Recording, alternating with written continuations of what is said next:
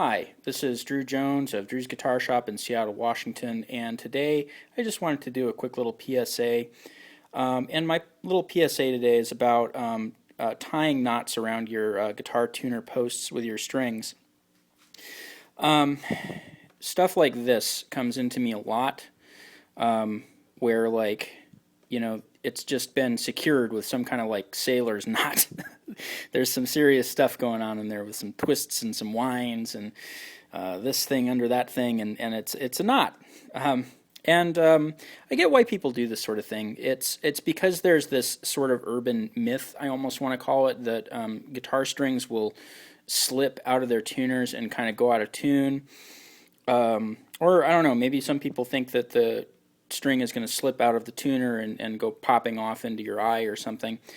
But I'm here to tell you, as somebody who's been doing this professionally for 20 years just about, that it's just not the case. It's not a thing that happens. There are numerous reasons why guitars have tuning issues, most of which don't have anything to do with the tuners. Most of the time, what you're dealing with is a string that's hanging up in a pinch point. So like a good pinch point on a Fender is around the string tree. That's a good pinch point. That's a point that the string comes in contact with something. And that can create friction, where when you're tightening the tuner over here, it doesn't necessarily move smoothly, and so you might be tightening this portion here while not affecting this portion so much. The nut is also a pinch point, and there are numerous pinch points in bridges and tailpieces and things. Basically, anything that's in between that string ball that's anchored in whatever your guitar has to anchor that string ball and the tuner, all of the places that that string touches is more likely to affect your tuning than the tuner is. And I'll say that rather than seeing this sort of thing, where there's a knot that becomes kind of like a surgical operation for me to get loose in order for me to go in and restring guitar. And I'm sure for players who do this, this can't be easy for you guys either. I mean, I'm not sure how exactly you personally go about it. Like, I've gotten into some of these guys where I've had to like take toothpicks in and kind of like try to detangle something or pull it away far enough that I could get nippers in there and cut it. This is just really time consuming, and it's for no good reason. What I would rather see than these knots is a correct number of windings around the post. Now, I have done a number of restringing videos. I'm going to link one that's relevant to this in the description for this video. So in the down below portion, go ahead and click and expand that, and there will be a link there to a restringing video that I shot a number of years ago that goes into describing how to end up with these correct number of winds. This is so important to me that it's actually the featured back of my business card. If I zoom in on this, and feel free to screen cap that. I'll try to give you a nice still photo. This is where it's at in terms of making sure that your string doesn't slip off the tuner and stays there where it's supposed to be. For Fender style guitars that aren't like this, that do not have these staggered tuners, that is tuners that are at different heights, so you can see that these here are taller than these guys down here. When you just have the standard post size, usually what I want to see is number of winds is 3, 4, 5, 6, 7, and 8. And that progression is primarily because the string gets narrower, and you're able to get more winds the narrower the string goes. But more importantly, you want that string to wind as far down on that post as possible. I don't know if many of you were like, kids who grew up rural, but if you were like me, you might have had like a bullwhip as a toy when you were a kid. And if you were playing Indiana Jones or something, and you were trying to like throw that whip around a tree branch or something so that you could swing on it, any kid doing that can tell you that the trick to that is that you got to get the whip to wrap around a whole bunch of times in order for those wraps to provide the friction necessary in order for that whip to hold. And it's the same thing with these guys. if you get the correct number of windings, you don't have to worry about tying all these complex knots. You can save yourself time, save yourself a lot of effort, and honestly, something else that's risky with this is your finish up here, because when I see all this kind of crazy stuff going on, a lot of times what I'll see is a lot of little scratches around the tuners, and I guarantee you that that is probably from somebody trying to like finagle some end of a guitar string like in and under things and just cutting up the finish. And you know, all of that can just be avoided.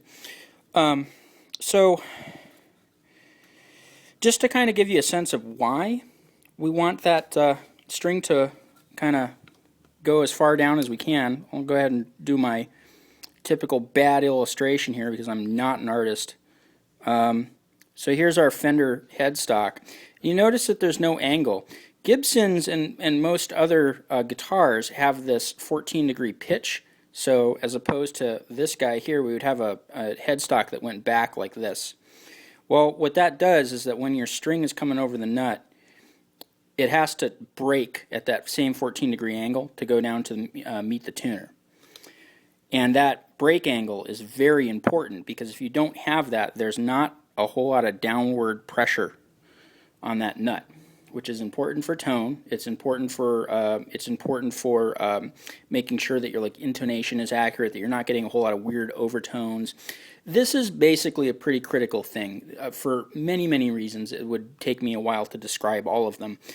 But what you want is a dangle angle, as my guitar instructors at Roberto referred to it.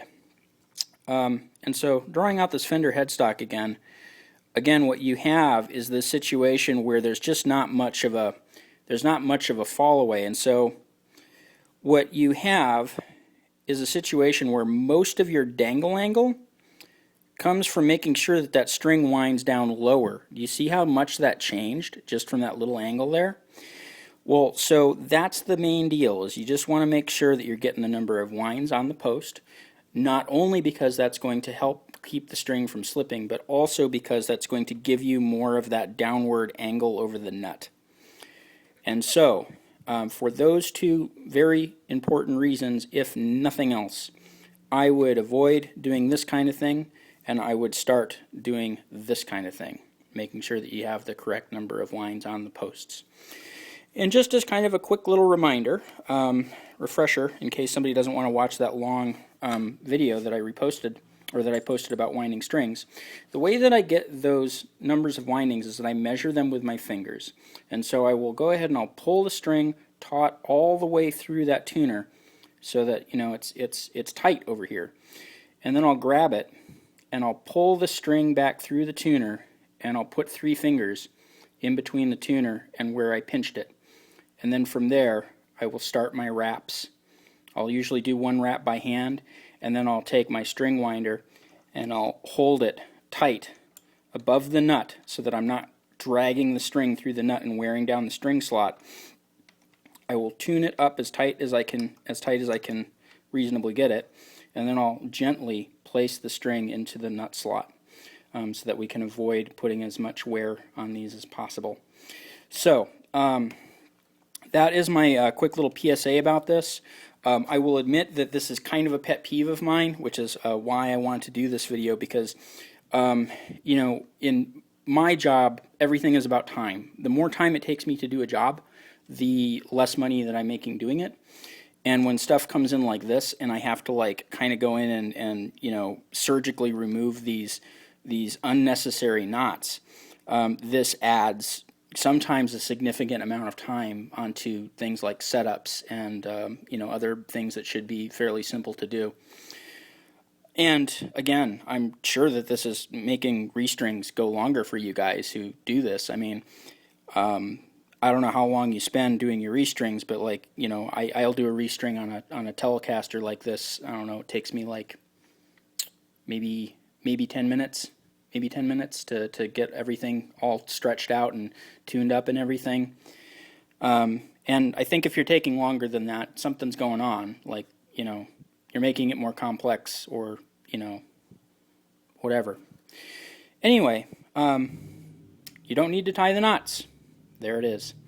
This has been Drew Jones of Drew's Guitar Shop in Seattle, Washington.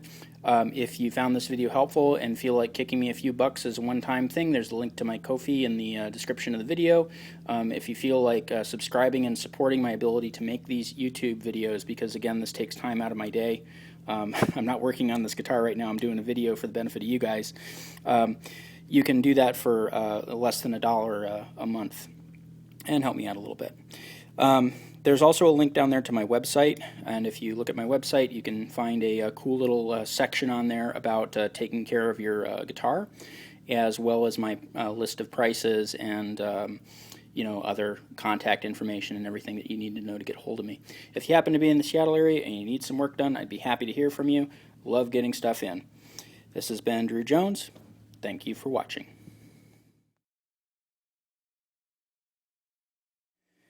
I don't usually do this, coming back and adding more material into a video after I've considered it done, but something really important happened with this string when I got it off the guitar that I think is worth mentioning to some folks out there in the comments land that might still be, man, I still want to tie the knots. I think the knots are good.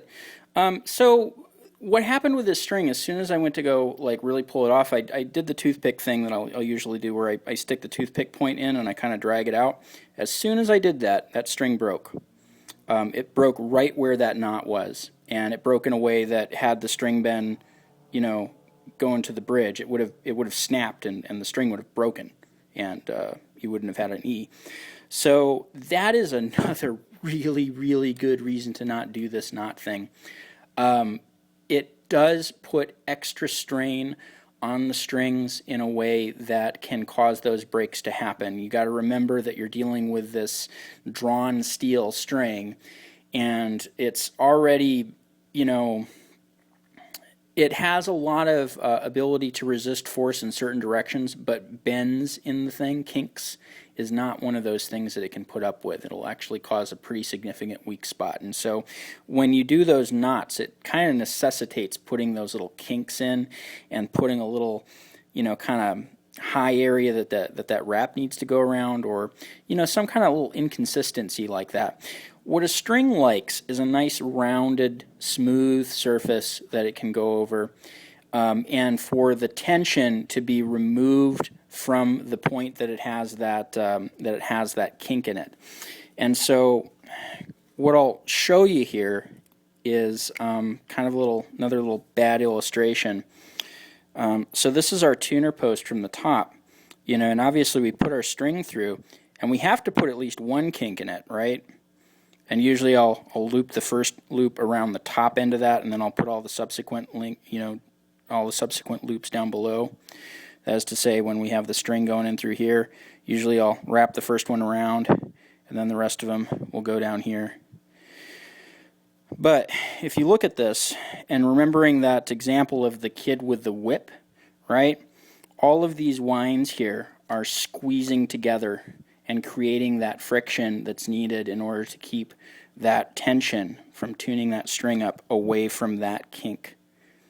So it's a really good idea to not have any more of those kinks than is necessary, and it's also a very, very good idea to make sure that you have enough winds to keep your tension away from that kink so that it doesn't break right on that spot and leave you without a string. So again, I decided to add this to the video because this is something that I genuinely see people get like kind of flustered about when I talk about sometimes, is that people get very, very attached to this idea of tying these knots on the guitars. And I get it. You guys have been doing it for years if you've been doing it. And I used to do it too. This used to be a thing that I did with my electric guitar back in high school. And, I'll just say, like, having experienced it both ways, it's again, it's not necessary. It's creating issues for, time-wise for you getting those strings on and off. It's possibly creating some string breaking problems, and it just doesn't look as nice. Gonna say that I would rather rely on the winds around the post again than rely on a knot. So again, thanks for sticking with me on this video and watching this addition to it. And again, please give me a call if you're in the Seattle area and you need any repair work done. There's also a lot more videos like this on my channel, and feel free to browse those. You might find some of them helpful too. Thanks for watching.